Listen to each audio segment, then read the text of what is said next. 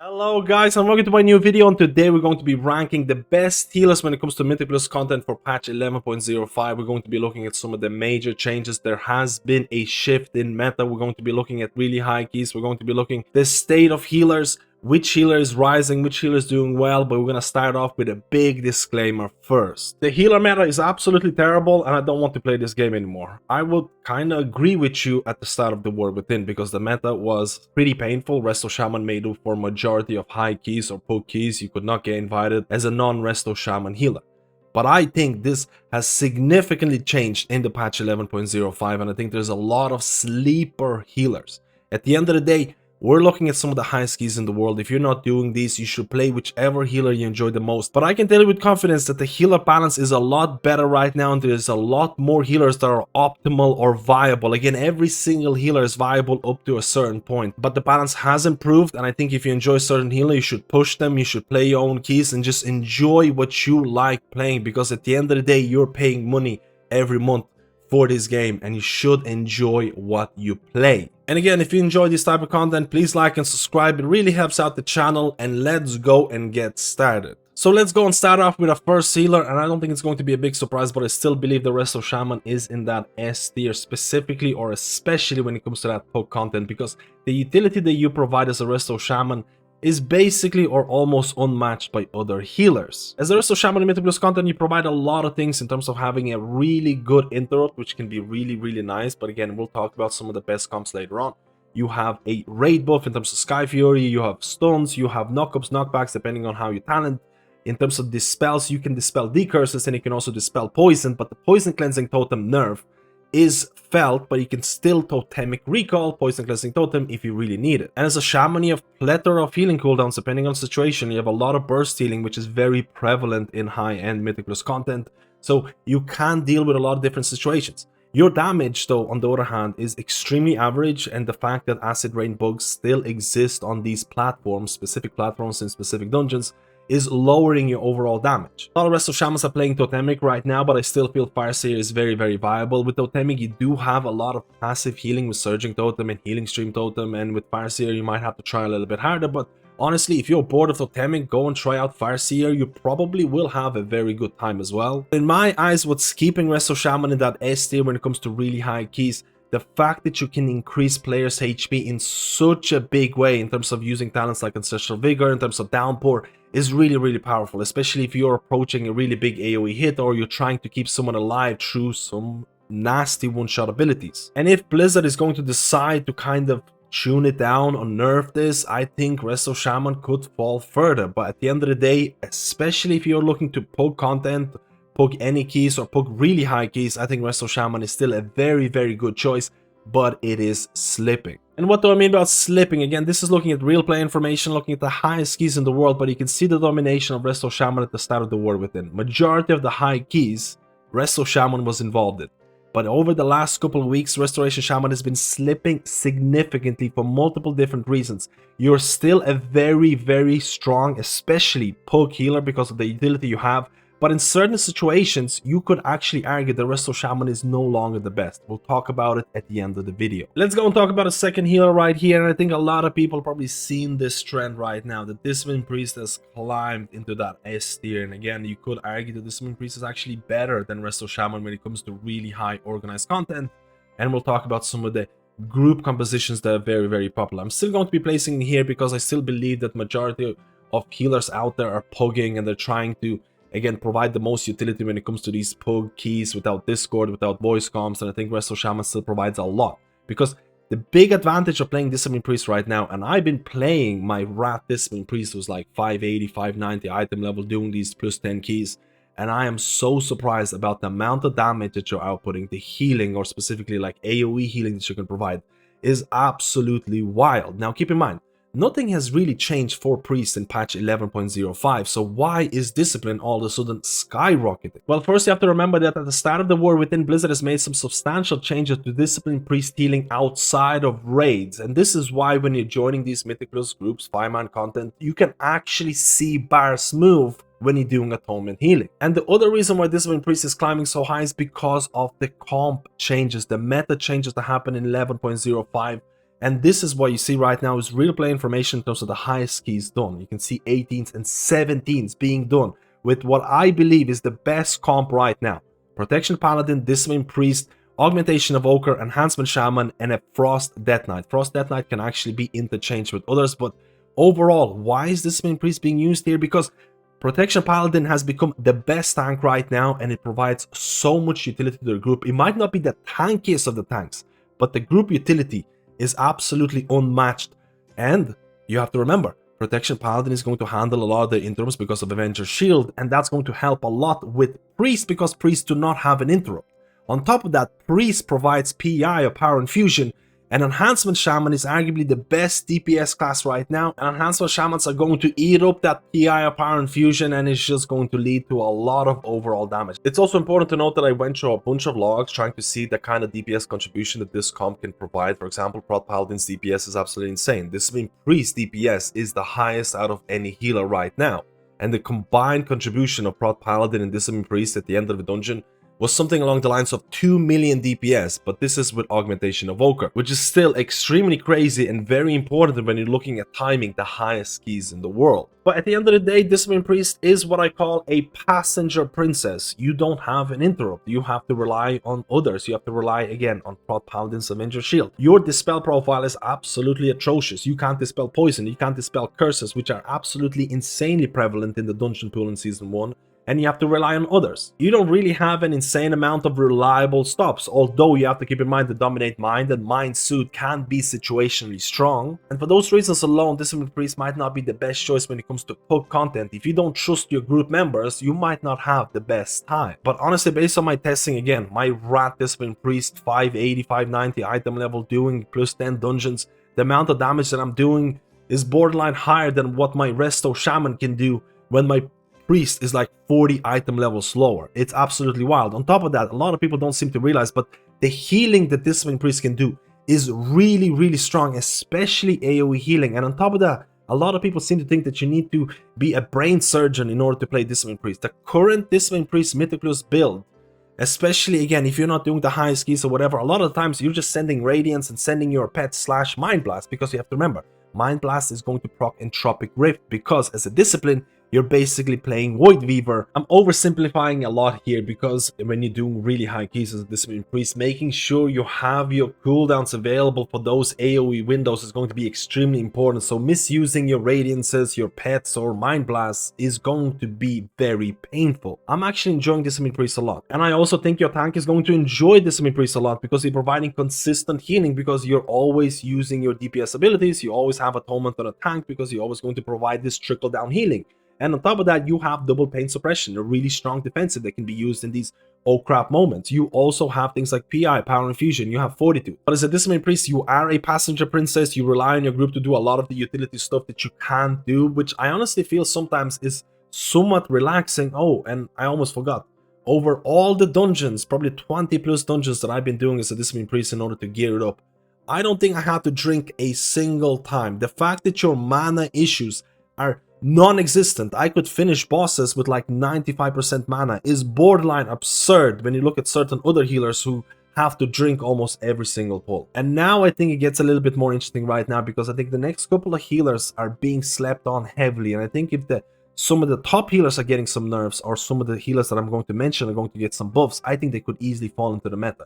And right now I'm going to be talking about Mistweaver Monk, because it did receive some nice changes in 11.05, and I think Mistweaver Monk is absolutely blasting right now. And I do have to talk about healer DPS here, because Mistweaver Monk went from being one of the lowest healer DPS when it comes to Mythic Plus content to being arguably one of the highest with an extremely high DPS potential, because of the changes that happened to Crackling Jade Lightning and the introduction of new talents like Jade Empowerment.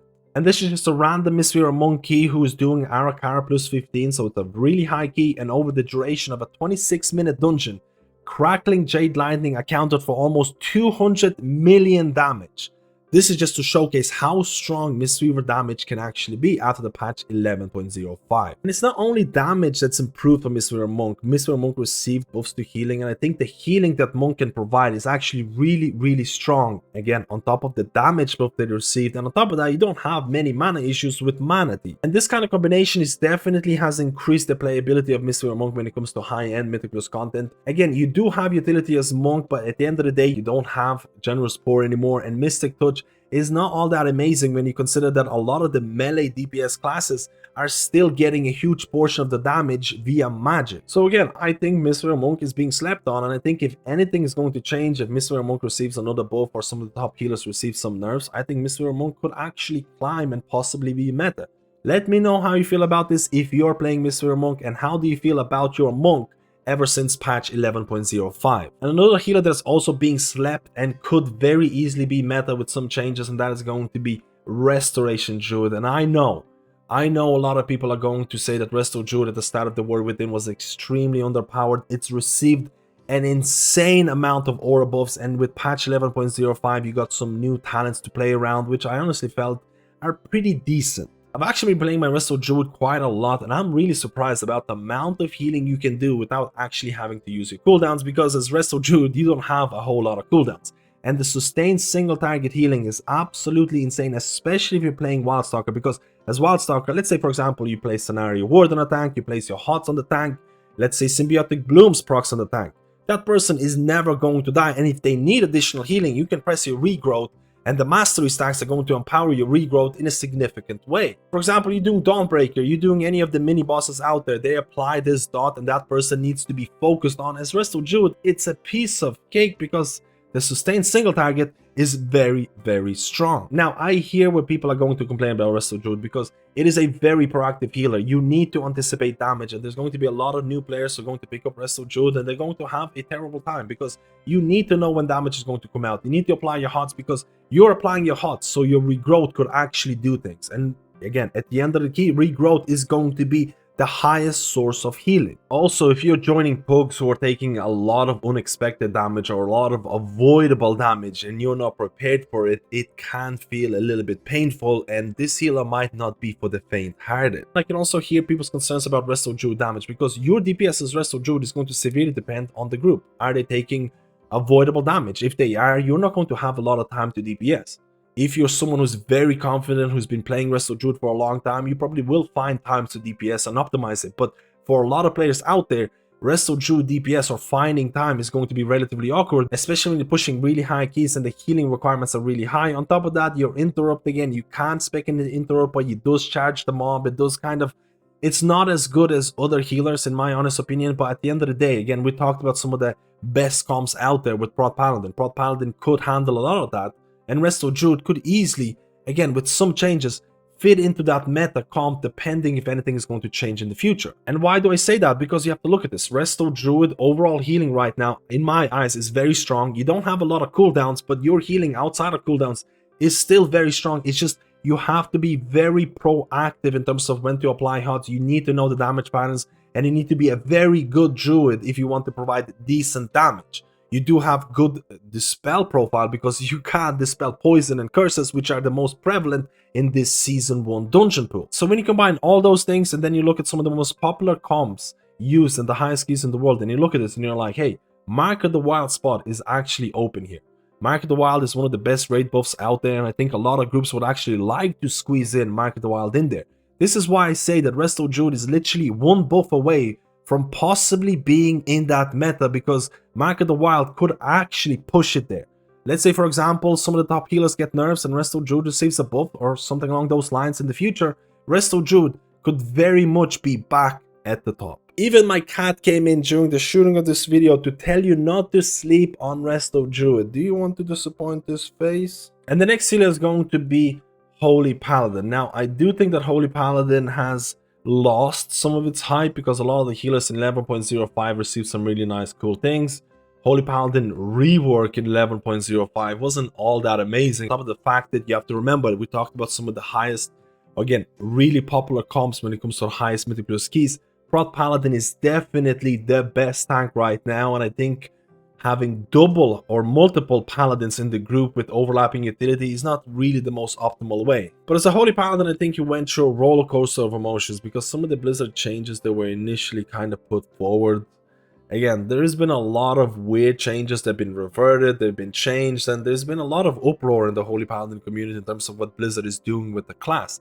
Now keep in mind, there's also a lot of changes that is happening to Holy Paladin in terms of the hero build. There's been a significant change in terms of which hero build is regarded as the best. Now, Lightsmith AC or Lightsmith Avenging Crusader build has been very popular in a lot of forms of content. And again, running Lightsmith with AC Avenging Crusader, if you pop it and you're not in melee, it can be a little bit awkward. Again, being in melee can be a little bit awkward in Season 1 regardless, because I think a lot of the dungeons are not really melee friendly. But I would really like to know from you, specifically for Holy Paladins who are pushing high-end Mythic Plus content, how do you enjoy AC? How do you enjoy melee wings? Because honestly, based on the people that come into my stream, some people really enjoy the new kind of playstyle. They really kind of gravitate towards the melee, and there's others who hate being pushed into this gameplay. Please let me know. So in summary, I don't think there's anything inherently wrong with Holy Paladin right now. I think Holy Paladin DPS can't really compete with some of the top end healer damage. I think Holy Paladin healing is good. I think utility is pretty decent, on top of the fact that with Lightsmith, Holy armaments can be fun to play around. We did talk about the fact that Protection Paladin is becoming meta and duplication of utility can be sometimes awkward, but honestly that's only impacting a very small portion of the community. And at the end of the day, if you enjoy Holy Paladin,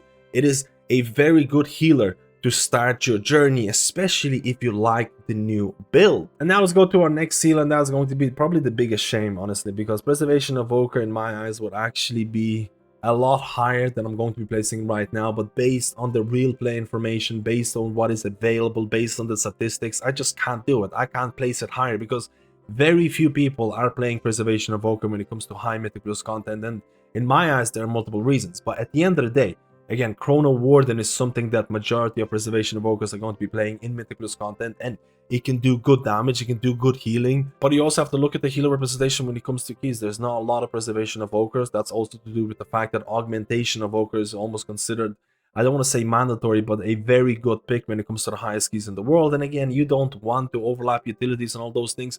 Evoker in general doesn't have a raid buff. Blessing of the Bronze is nothing that people are going to be looking for. On top of that, there's a lot of players out there who are going to poke high Mythic Plus keys, and I feel as a Preservation Evoker, you might have an additional layer of anxiety when it comes to dealing with range limitations. Range limitations are not a deal breaker, and you can absolutely play around them, but it does add an additional layer in terms of, is the group going to help me? Is the group going to stack as much as possible? Again, something to think about. And I also feel that Preservation Evoker on paper is actually a very difficult healer to play. Arguably one of the most difficult healers when it comes to Mythic Plus, because you have a lot of combos out there. You are a proactive healer because you have to anticipate damage. You have to apply echoes. For example, your Emerald Communion ramp requires people to have Life Bind in order to optimally use this cooldown, and that requires knowledge of the fight, knowledge of the trash bag, or knowledge of the damage. I also feel because of Chrono Warden and talents like Reverberation, Spirit Bloom is a very potent part of your toolkit, and if you mistime it, if you don't use it at the right time, or if it just doesn't align properly, it can feel a little bit painful. But as I mentioned, I'm enjoying playing my Preservation Evoker a lot, and I'm sad that a lot of people are not playing this spec. I'm enjoying the interaction between Temporal Compression and Deer Set. I enjoy stacking Temporal Compression stacks and then watching my empowered abilities feel extremely powerful. It is a fun type of gameplay. Again, you do have to play around the range limitations, and there is, again, compositional issues. The fact that Augmentation Evoker feels so powerful, is so mandatory or almost mandatory in high keys, is not helping Preservation Evoker's cause. I also do feel that Preservation Evoker can suffer from sustained single target healing, but there are multiple ways to play around this. You can also make use of talents like Golden Hour if you know how to optimize this, especially, for example, if a tank took a big hit in the last couple of seconds. So guys, let me know how you feel about Preservation Evoker, and maybe why do you think there's so few players pushing Preservation Evoker when it comes to high-end Mythic Plus content, even though Preservation Evoker throughput is very, very high. And now let's talk about the last healer, and that is going to be Holy Priest. This is not going to be a surprise for many people out there. I'm going to be placing Holy Priest in B tier, and honestly, this is the only healer in this list that I feel needs direct attention right now, because a lot of healers out here are doing pretty well, and I think there's a couple of healers out here that are being slept on in a really heavy way, but Holy Priest needs help because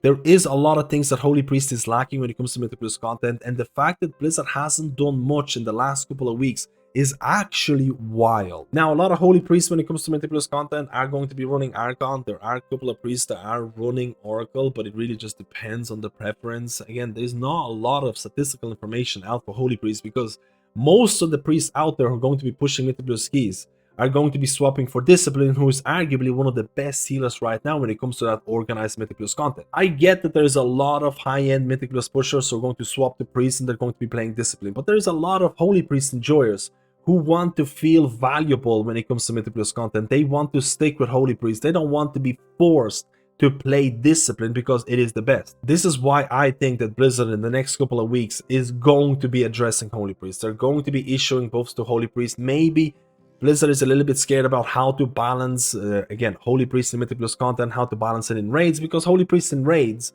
is doing a lot better than what they're doing in Mythic Plus content. Now, when it comes to Holy Priest gameplay in Mythic Plus content, a lot of your healing is going to be reliant on single target triage healing with the help of talents like Lightweaver. I would really like to know the opinion of Holy Priests who are doing high-end Mythic Plus keys. What changes would you like to see in order to improve Holy Priests? Because I know a lot of priests out there, or Holy Priest enjoyers, are kind of sick of being told, hey, you can just play Discipline. Especially considering that Discipline Priest can do most things better than what Holy Priest can do when it comes to that Mythic Plus dungeon content. So now for the summary of the video, keep in mind, we're looking at the highest keys in the world, and the meta is very different in terms of whether you have an organized push group or you don't.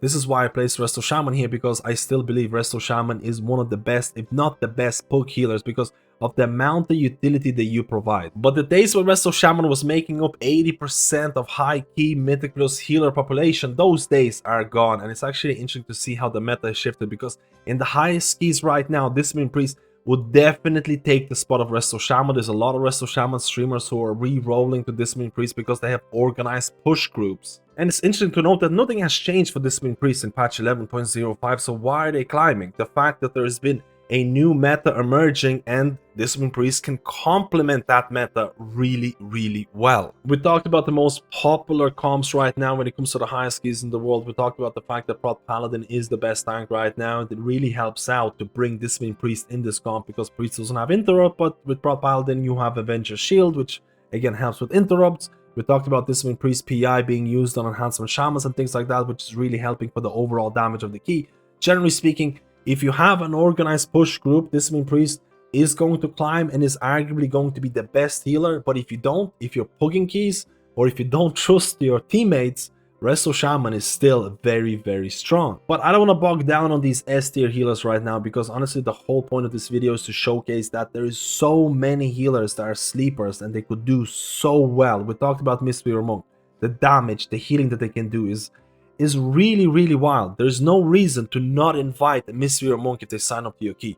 I think Resto Druid is climbing a lot, and I think with further buffs or further nerfs to the top healers, you could see Resto Druid climbing in that top meta key, specifically because you want to provide Mark of the Wild. Mark of the Wild spot is still relatively open. And in terms of other healers, for example, Holy Paladin is experimenting with some of the new builds in terms of Lightsmith AC or Avenging Crusader. Some people really like it and some people really hate it. If you like that playstyle, I definitely recommend you to try it. I think Holy Paladin is picking up a little bit of hype around the new build and people are experimenting with it. I personally don't think people are going to be swapping over to Holy Paladin from other characters. I don't think Holy Paladin is in that position. I think a lot of people already have their mains and probably trying out Discipline Priest, but that doesn't mean Holy Paladin is in a bad spot. But at the end of the day, Prot Paladin is meta, and bringing multiple Paladins, again, might not be the most optimal thing, but who cares? If you're not pushing the highest content out there, if you enjoy your Holy Paladin, play Holy Paladin, especially if you like that melee wings gameplay. And just a really quick note about Preservation of Evoker, honestly, it deserves to be higher in this tier list in terms of the damage and healing that it provides, but I'm placing it a little bit lower because of the spec representation. There's not a lot of players playing Preservation of Evoker pushing high keys.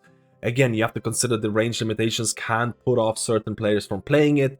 On top of that, you also have to consider that Augmentation Evoker is a very important part of really high key pushing. And again, we're talking about overlapping utilities that I also talked about Holy Paladin. And lastly, in terms of Holy Priest, I honestly believe this is the only healer right now in this tier list that deserves immediate attention. And the fact that Blizzard hasn't done anything is a little bit weird. But honestly, When I upload this video, I'm going to be paying attention to all the patch notes that are going to be coming, because I feel there will be buffs to Holy Priest specifically for Mythic Plus content. Maybe Blizzard is a little bit scared about balancing or how to balance Holy Priest in Mythic Plus versus Raid, because Holy Priest is a lot better in Raids. But I know that there's a lot of Holy Priest enjoyers out there, and they're absolutely sick of being told, hey, you can just swap to disc. Keep in mind, this tier list is going to depend on the content you're doing. If you're not doing the highest keys in the world, I don't want you to follow this. I don't want you to follow the tier list in general, because there's just a lot of healers who are not being invited who are more than capable of doing high keys.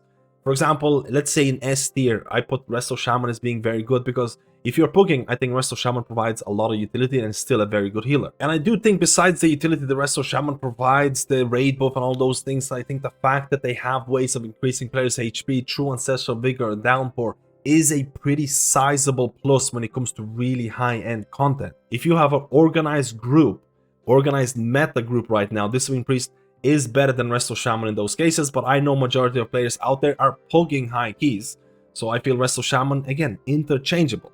For example, I could do something like this in terms of Mistweaver Monk. Mistweaver Monk is actually gaining a lot of hype because the amount of damage, healing, and all those things that it provides is actually really high. But I don't want to do that because I don't think the gap is that wide, and I want to showcase that a lot of the healers in A tier, the gap between A and S is definitely closing, but there is always going to be the best healer or healers that people are going to swap over, and the snowball effect is going to be immense. We're seeing this right now with Discipline Priest. Does that mean that Discipline Priest is by a miles better than every other healer? Not really. There's a lot of healers out here that could almost step into that S tier with a couple of changes or maybe a couple of meta changes, and that is very important to keep in mind. Guys, let me know how you feel about this video. I don't want you to follow tier lists blindly. I definitely feel that the healer balance right now is better than what it was at the start of the War Within. At the start of the War Within, Resto Shaman was dominating with no exception. Right now, I think it's a little bit better. And again, just remember, there's always going to be meta healers when you're looking at the highest keys. Play whichever healer you enjoy and make that healer work. Let me know how you feel about this video, and if you like it, like and subscribe, and I'll see you in my next guide.